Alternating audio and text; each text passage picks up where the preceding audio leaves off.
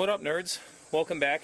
I figured I'd give you an update on kind of all my project cars, let you know where everything is, and go from there. I don't really have a plan for this, but we'll start with the NYG. I broke it.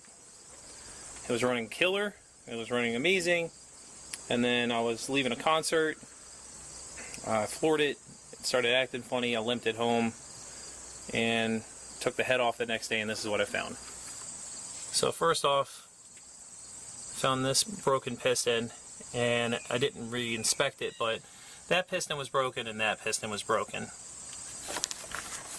I'm not exactly sure what happened, but I'm pretty sure when I started to disassemble it, I found that my knock sensor wasn't as plugged in as securely as I wanted it to be.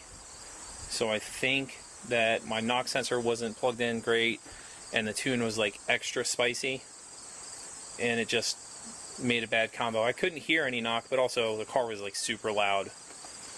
So this is broken for now. I have an idea for an engine. Not a lot of people have done it, and I'll document it when I put it together. So we'll see what I get to with that. Anyway, onto the wagon, the turbo couch, that wagon. Anyway, I forgot that Cricky took the turbo couch to her friend's house, so I'm going to talk about her car. So, her car is doing good. The headlight switch in it died. I bought H4 conversion headlights and then LED bulbs because we're ricers about that. It did have a problem charging the other day, and I thought that all my wiring had died, but I'll show you what I found. I forgot I robbed the battery out of this, but I don't know where I put it. Anyway, found this the other day. The relay died in it.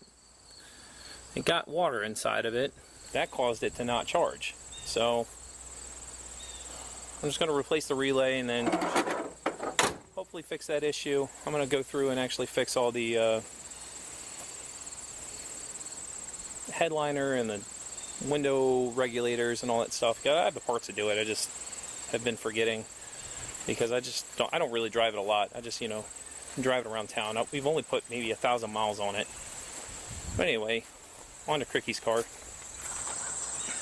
So this is Cricky's Neon, and I've robbed it relentlessly. I blew a Coney strut on the NYG, so I took the rear struts off this car to replace them. Ooh, wow, it got dark pretty quick. I took the throttle cable, the throttle body, all sorts of parts off of this because I blew the motor up in this last summer.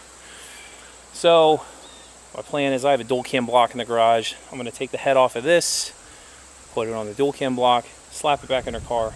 She'll have another daily. At least that's the plan, because she needs a winter car. Here is my work beater that I unceremoniously parked it here the other day. This is the one that stranded me in Virginia with the alternator issue a while back. It started pushing coolant the last couple times I drove it, which sucks because I don't want to get stranded in Virginia because it decides the head gasket's finally donezo. So I decided to park it before it left me stranded. I have a 2.4 motor out of a PT Cruiser. I'm just going to drop it in there. It should bolt into place. I have manifolds I can use. I'm going to just leave the stock ECU in it. It'll run it. It's not going to run it great, but hopefully it'll get me back and forth to work for a while again. And do the timing belt, head gasket, junk like that, and that'll be it. There's the old 3-liter 5-speed swap Caravan. I have not driven this in quite a while. It needs tires. It needs front brakes because they're starting to squeak. The rotors are definitely donezo on it. There we go. Yeah, it needs front tires, it needs brakes. It's got a bunch of stuff in it. I've kind of been using it for storage. Yeah, the headlights on it suck, and we want to take it on a road trip in November, and I kind of want to do something better with the headlights. Maybe clean up the housings, or clean up the lenses, or make clear lenses or something. I don't know, but it sucks to drive at night, even with the high beams on. And Caravans have never had good headlights. Even when we had one, my brother got one as his first vehicle. He had a '89 turbo van, and 03 that I think he only got to drive a couple times before, like, we had a tire retread on 95 and I broke the transmission cooler and killed it, and my parents got rid of it. I mean, I was only 17. So anyway, the headlights on that thing sucked then, and that was, 20 years ago. They've only gotten worse. So I'll figure out something for that. I want to make the exhaust a little quieter so that it's not so miserable to drive on long trips, and then I want to start driving it again, at least up until it snows. And there's the Ram. So this thing made me a liar the other day. I actually filmed a little video I was going to send to one of my friends and be like, hey man, I got the truck running, cool, blah blah blah. And because I came out here, I changed a relay, because it has this issue where if it doesn't run, the relays are buzzing, the ASD relay and the fuel pump relay. So I changed another relay, and they stopped buzzing. Truck started up, I drove it around, cool. And then I parked it there, came out the next week, wouldn't start. No idea what happened to it. So I got it narrowed down. I think it's actually something wrong internally with the computer because it's not fully firing the ASD relay. The ASD relay kind of powers everything.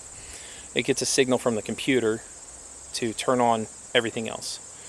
And if that doesn't happen, then, like the coil doesn't get turned on and other stuff doesn't get turned on. I wonder if I could hotwire it. I don't want to burn the truck down just trying that though. But I think there's a 3.9 Dakota in the junkyard on the other side of Baltimore, so I can go there and pull a computer off of it and see if it'll run. And if not, then I'm just going to put a carburetor V8 in it because I don't want to keep fighting a 1993 or 2 computer. Like, there's just no reason for it. So anyway, on to my SRT4. So here is my 03 SRT4. It's actually rather nice. It's too nice for me. So this has the Mopar Stage 2 computer, which has like a 3-bar map sensor, larger injectors. It's makes it a little bit better to drive. It's got Rota Slipstream wheels on it and 15x7, which are super light, a lot lighter than stock wheels, which are 17x6. I think these Rota Slips are like 12.5 pounds, where the stock wheels are 23 pounds. So like it's a ridiculous change of weight. It's got a Perrin 3-inch exhaust from the turbo back. It's only got I think it's got 94,000 miles on it now. I bought it with 85 like 2 years ago. I don't drive it very often because I want it to stay nice. But over the last 11 months, I've kind of been fighting a weird issue. I'll show you what I was working on. So when I bought the car, it had this tuner in it. It's a Turbo XS U-Tech, I don't know. Anyway, it has a wideband in it. It could do data logging.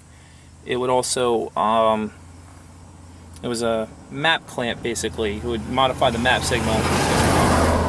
This truck's loud. It's gonna set my dogs off. Anyway, it worked okay. I mean, for the technology that they had available at the time, it was okay. So that in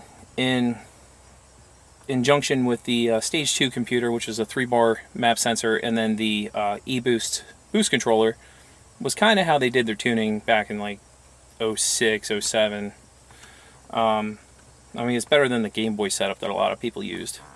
But at some point after I bought the car, this tuner stopped turning on. And I, chased the wiring around, it for some reason just stopped working. But the car still ran, so I was like, fine, whatever, I'm not going to worry about it. So anyway, last summer, I was driving it home, and it started acting funny. It was like having like a random misfire here and there. I couldn't figure out what was going on, and then I floored it, and I did a wide open throttle shift, and when I did that, it started bucking and misfiring and just acting all sorts of crazy. I drove it home, and it would idle fine, and it would rev fine, but it kind of acted like it had a rev limiter. But at the same time, it also had an issue with its brakes, and I was like, all right, I'm going to focus on the brakes, and then I'll work on the rest of the car later. And then, so I did the calipers, I did the brake hoses, and I bled it. But the problem was I kept getting the wrong calipers. I would go to advance get the calipers, bring them home, they would have the wrong caliper brackets, which were for a later model Turbo PT GT. It was the right caliper, the wrong bracket, so they wouldn't fit over the rotor. And I went back and forth with them a lot, and I got frustrated. I got frustrated with the car, so I just let it sit because, you know, winter would come. I didn't want to drive it during the winter. And then spring came, and I was like just hyper focused on the NYG. I just wanted to get that running. So I just kind of let this sit. So I decided to get this on the road again. So anyway, finished up the brakes, got it, good pedal feel. I was kind of worried about the ABS system having bled down, but it was fine. So anyway, I got it started, and it still had the misfire. And it was having like a 4,000 RPM rev cut, but it didn't have any codes to throw. So I got pissed off and I just floored it. And finally it threw another code for a map sensor. So I went into the engine bay, cut out the wiring for this UTEC tuner, soldered everything back together, made a jumper out of another wire from another harness, you know, so it would match though. Fixed it all up, and the car ran fine. I drove it around, good as new. So I've been driving it since then. I did have to change the thermostat. It had a 160 thermostat in there, so it would never reach closed loop tuning or closed loop on the PCM. It would just stay in open loop, and because of that, it only got like 22 miles to the gallon. It was running super rich all the time. As soon as I changed the thermostat, it went from getting 22 to 26 miles per gallon. I'm going to put it back on solenoid controlled boost and hopefully try and up that number, because the wagon gets like 29, so I want this to get comparable gas mileage.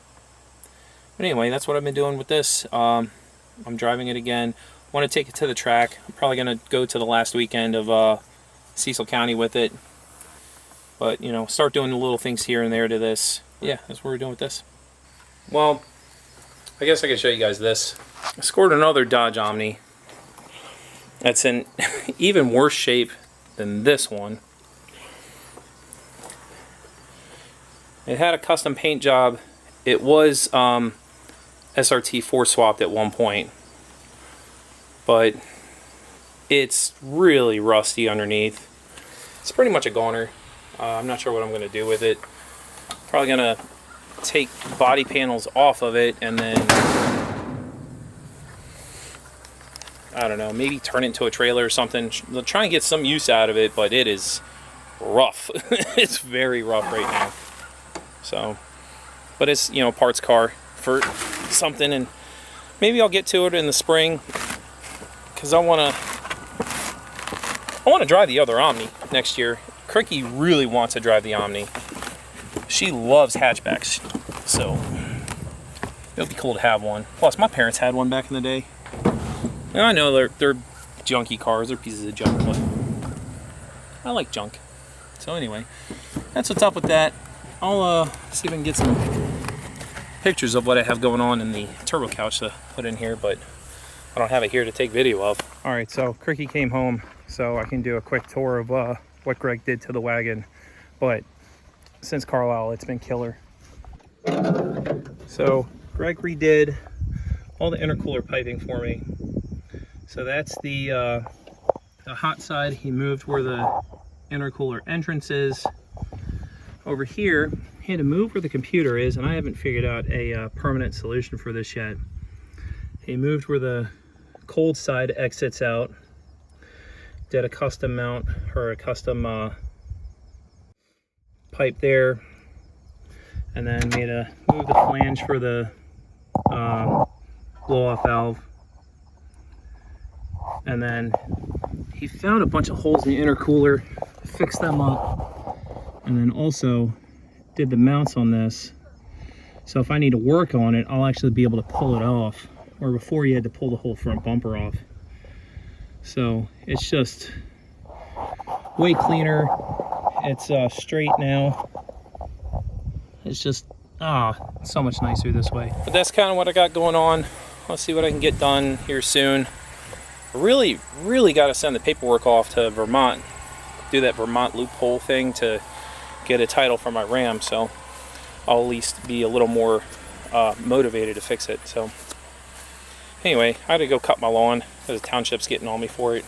So wish me luck. You know, if you like seeing stuff like this, let me know. I think the next thing that I am going to start, well, at least document, is doing the stuff to Cricky's wagon, like the headlights and the relay harness and the headlight switch and all that, because it ain't fun driving that car at night. It is impossible to see out of it. Even when the headlights were working and I had to drive with the high beams on, it sucked. So, anyway, thanks for watching. You know, an hour a day, we'll keep the jack stands away. I will say, I have been busy. Like, I did get a lot of stuff done. I did a lot of stuff to the NYG, so I haven't been slacking. I just haven't been documenting. So I'm going to try and get back into the swing of this. So anyway, thanks.